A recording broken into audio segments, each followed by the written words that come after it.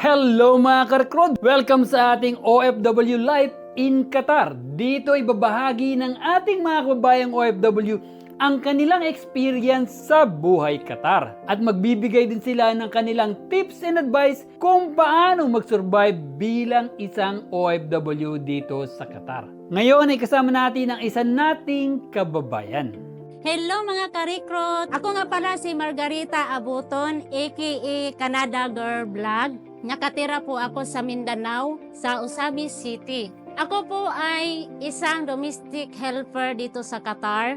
Nagtatrabaho po ako dito ng almost 7 years sa aking amo. Mababait naman yung amo ko. After 3 years ako dito sa Qatar, binigyan ako ng day off ng twice a month.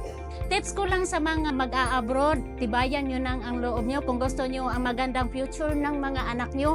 Kapag mag-abroad kayo, iwasan natin ang lungkot. I-enjoy lang natin yung trabaho para walang pagod.